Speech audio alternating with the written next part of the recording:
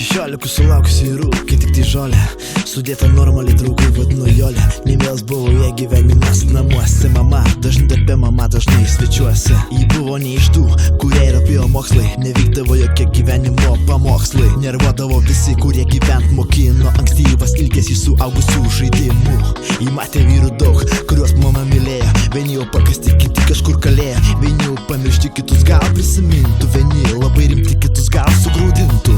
Ji buvo nekalta iki 7 klasės, miražas akise mama jas nusitašė. Lovytė jie mėgojo jaunesnis brolis ir vienas gyvulys tada padarė Jolę. O siela jos tyra,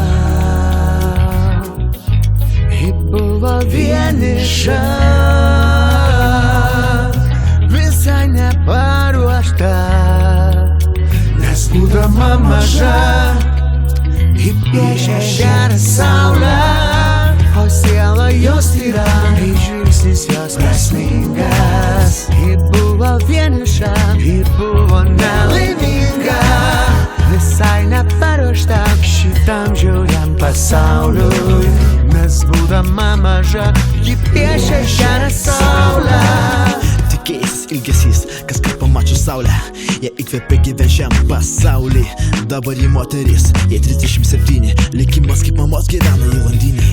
Dukra jos nesuje ir jos visai nereikia, ta saulė piešinį dabar jinai ją veikia. Gyvenimas žiaurus, nebuvo čia ką veikti ir nutarė jinai pati iš jo išeiti.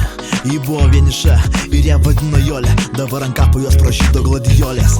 16 sulaukus, ji rūkė tik tai žolę ir saulė šviečia dar, bet tai nebėra Jolės. O siela jos tyra, tai žvilgsnis jos prasmingas. Ji buvo vieniša, ji buvo nelaiminga, visai neparuošta šitam žiauriam pasauliui, nes būdama maža, ji piešė žemę saulę.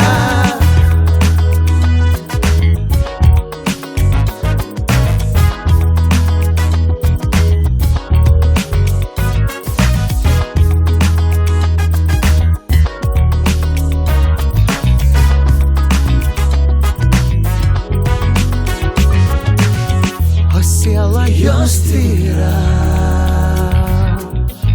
ji buvo vieniša, visai neparuošta, nes būdama maža, ji piešė žemę saulę.